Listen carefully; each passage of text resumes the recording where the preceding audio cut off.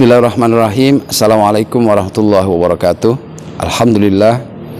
Wassalatu wassalamu ala rasulillah Sayyidina Muhammad ibn Abdillah wa ala alihi wa ashabihi wa mawalah.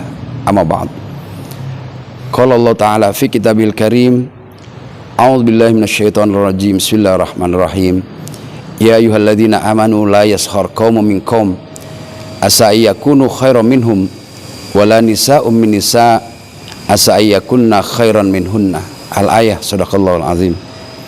Wa qala an-nabiyyu sallallahu alaihi wasallam, al-muslimu man salima min yadaihi wa lisanihi. Atau kama qala Rasulullah sallallahu alaihi wasallam. Kaum muslimin yang dirahmati Allah dimanapun berada, marilah kita bersyukur kepada Allah atas telah dinimpat gandakannya nikmat, karunia dan rahmat kepada kita, kesehatan, kekuatan, kesempatan, hingga pada bulan suci Ramadan tahun 1444 Hijriah ini kita dapat melaksanakan ibadah puasa. Semoga puasa kita diterima Allah Subhanahu wa taala. Salawat dan salam semoga tercurah pada Nabi kita Muhammad sallallahu alaihi wasallam. Allah Subhanahu wa taala mewajibkan puasa tentu untuk kemuliaan, kebaikan dan keutamaan kita sebagai kaum mukmin, orang-orang yang beriman, yang telah Allah wajibkan puasa itu kepada kita. Tentu tidak hanya sekedar menahan makan dan minum di siang hari atau berhubungan dengan suami istri, tetapi yang lebih penting adalah bagaimana kita bisa menjaga lisan, agar lisan ini tidak mengucapkan sesuatu yang kotor, mengucapkan sesuatu yang sia-sia, mengucapkan sesuatu yang tidak berguna.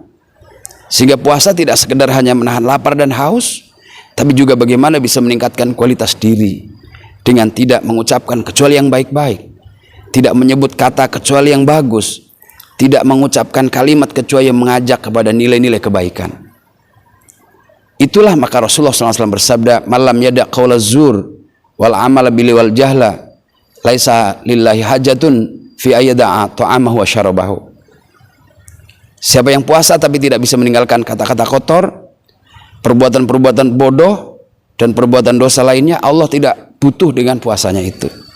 Sehingga kita menjaga betul agar bagaimana puasa ini memiliki dampak positif, tidak menyebarkan fitnah, tidak menggunjing, tidak menghibah, yang kemudian bisa menimbulkan kebencian, menimbulkan pertikaian dan pertentangan di tengah-tengah masyarakat. Di era medsos, di era globalisasi informasi, penting sekali untuk menjaga tangan, jari-jari ini untuk tidak men-share sesuatu yang belum tentu kebenarannya, sehingga kemudian menimbulkan fitnah, menimbulkan pertikaian dan pertentangan. Maka dengan puasa kita dianjurkan untuk banyak-banyak berzikir kepada Allah dengan membaca Al-Quran. Gunanya apa? Untuk menjaga agar lisan ini tidak berkata kecuali ayat-ayat suci yang keluar, tidak berkata kecuali kebaikan dan dakwah. Itu fungsinya, sehingga keberlimpahan pahala bisa kita dapatkan. Kaum muslimin yang dirahmati Allah Subhanahu wa taala, para pemirsa PKS TV yang berbahagia dimanapun berada, kali ini kita berpuasa dengan memiliki satu komitmen yang kuat, agar puasa kita jauh lebih baik dari puasa tahun lalu, agar puasa tahun ini jauh lebih berkualitas dibanding puasa tahun lalu. Karena semakin tahu ilmunya, semakin tahu kaifiat dan tata caranya untuk mendapatkan ibadah puasa yang lebih baik lagi, lebih sempurna lagi. Kalau mungkin selama ini kita menggunjing, kita tinggalkan gunjingan itu. Selama kita melakukan hal-hal yang mubah, bahkan kita tinggalkan yang mubah itu untuk melakukan satu perbuatan-perbuatan yang baik. Kata-kata hikmah, kata-kata bijak.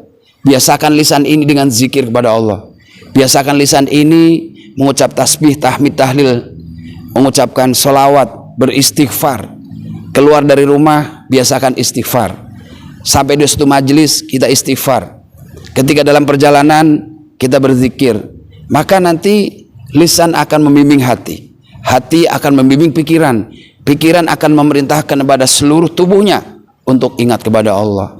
Lebih-lebih bulan Ramadan yang begitu besar manfaatnya, begitu besar pahalanya, yang dengan puasa itu saja, karena iman dan ikhtisab, Allah akan ampuni dosa-dosa yang sudah lalu.